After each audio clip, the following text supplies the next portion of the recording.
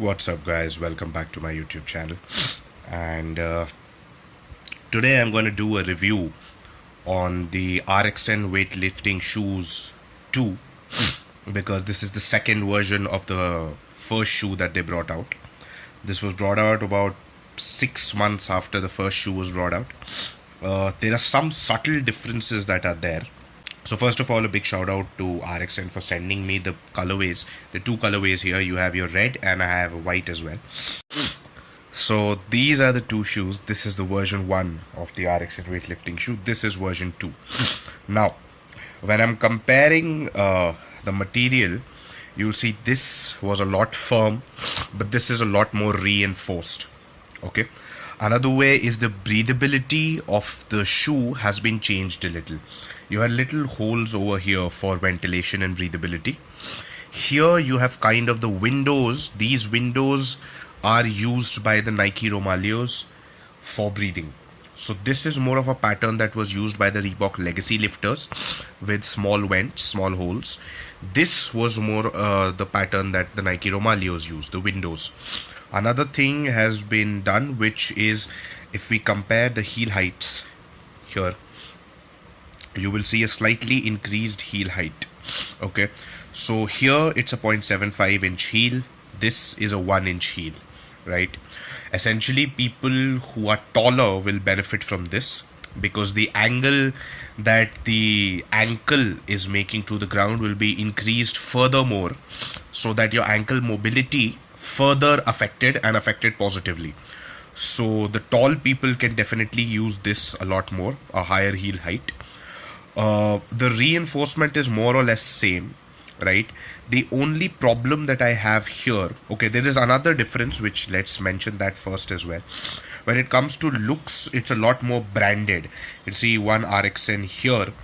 It was kind of a futile branding attempt, with one being at the back of the shoe. Here the branding has been done a little more properly in terms of it being right up front and center in the shoe's crest.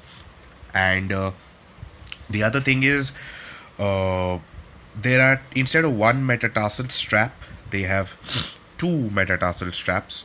I have one single problem. This was kind of coated with the same suede leather. This is not. This is more of a seat belt kind material which is used. The two metatarsal straps are good because it will give you a further buckling. But the problem is, first, it's a little more flimsy as compared to this one. Second, the Velcro has a problem. You'll notice the laces here have become frayed. See. And you can already see it sticking to the Velcro. Just look at how frayed the laces have become. That is the only problem of this shoe, that the laces get stuck to the Velcro. Then you have to pull them off and they get frayed. That is the only problem that I have faced. Obviously, it is going to be a little different because of the double metatarsal strap. It is going to be tighter. Also, you can see that the toe box is a little tad bit wider. I'm not sure if the camera can be able to show that properly, but yes, this one has a wider toe box, which for me is a better situation because I have a wide foot.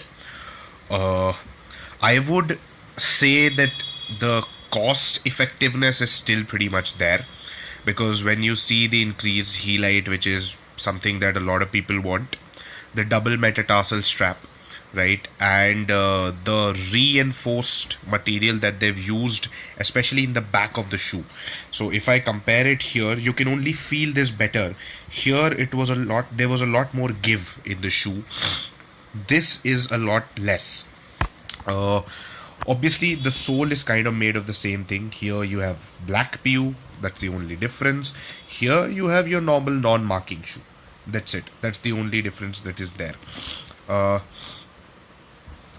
When we come to the price point, this is priced at about 2,100 bucks. This is priced at about 2,500 bucks. Both of them are available on Flipkart. I don't think Amazon is stocking them anymore.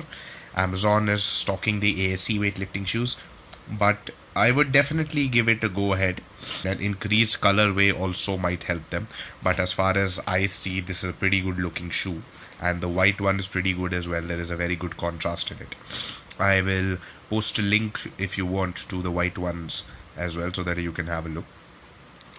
And yeah, that's about it. If you're running on a budget, this is the shoe to go for, because generally you will find your weightlifting shoes in excess of 10,000 Indian rupees, and this is something which can be afforded between 2,000 to 2,500. So this is definitely something which you can look into. And yeah, that's about it. The sizing is similar to RXN. It runs one size smaller. So if you're a UK 10, order a UK 11. If you're a 7, order an 8. It runs a size smaller. And also you would want a very, very snug fit in your weightlifting shoe, because you don't need too much room for movement. That's the entire point, because it holds the foot together.